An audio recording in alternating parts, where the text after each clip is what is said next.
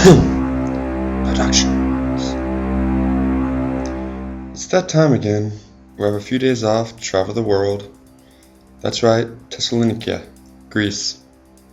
Anyways, that's how I pronounce it. Not really sure. Now you might be asking yourself, where is this? Well, to start, it's in Europe. This is where I live, in Zwolle, Netherlands, also known as Holland. That's where Amsterdam is located. No, Amsterdam is not its own country, it's part of Holland.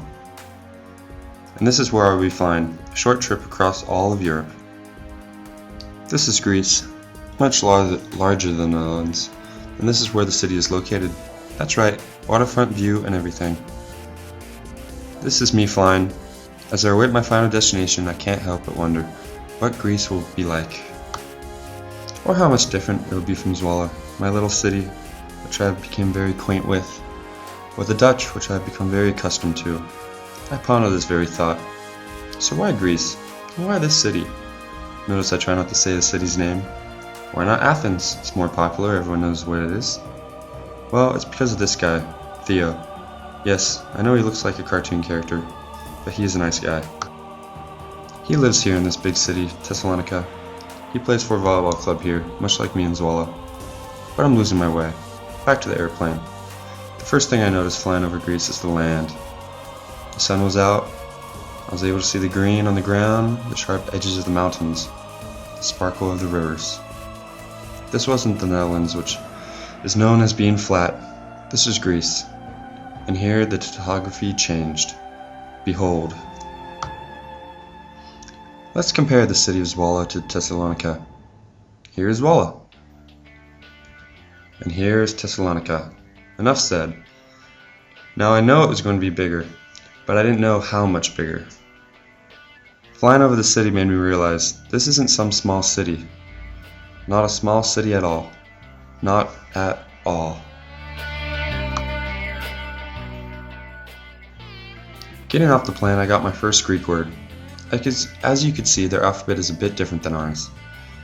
Theo picked me up at the airport, everything went smoothly, and drove me around the downtown so I could get a look at the city.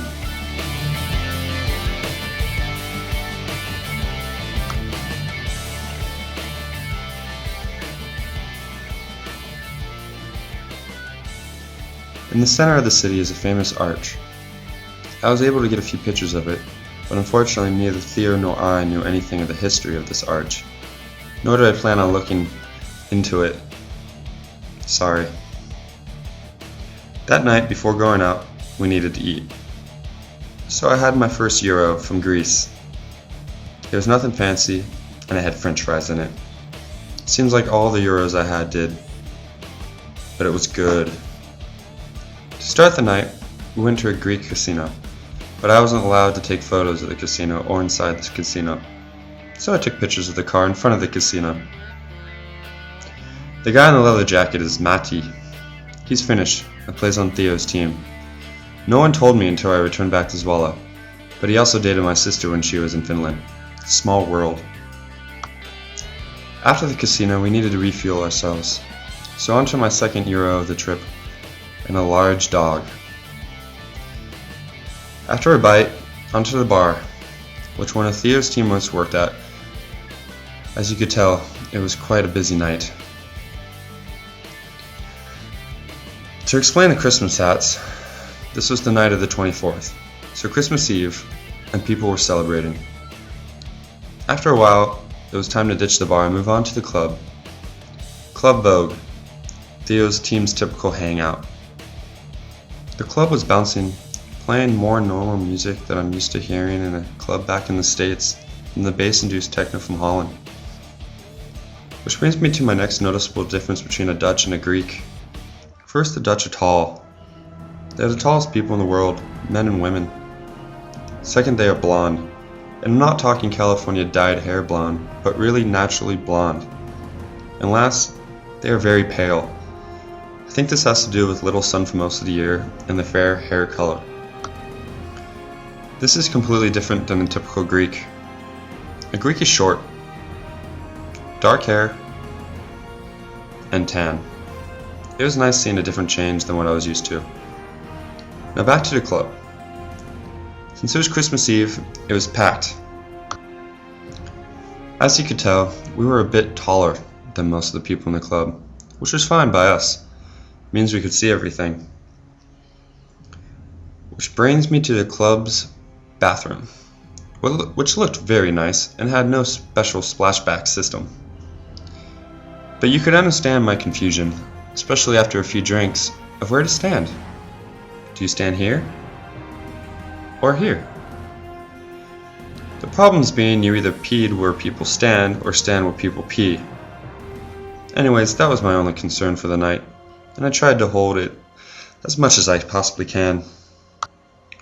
The next day I got up and showered, but I was still feeling a bit hungover from the late night of partying the night before. But I needed to get over this since we were having a Christmas meal. The meal was cooked by us by Theo's Brazilian teammate. He spent most of the day with his wife cooking for us. We had turkey, steak, salad, rice, and potato salad. It was a very nice meal and helped us all feel a bit better being together on Christmas. Once we were all done eating, as much as we possibly could, it was time for dessert.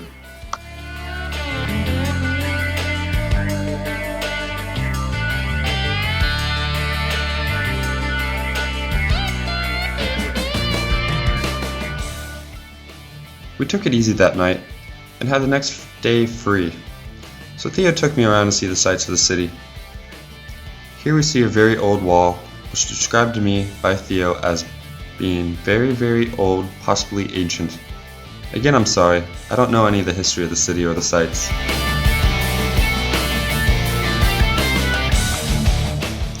At the top of the hill contained the ruins of an old castle. We spent some time walking around, looking out over the city. As you could see, the sun was out, and it was a beautiful day, unlike the snow and ice I left in Holland.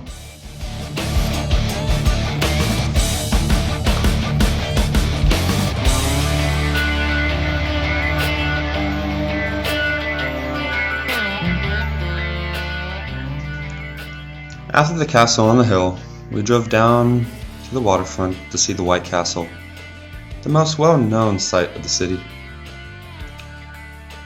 Here I really didn't get the attraction of it all, but I'm glad I got to see it.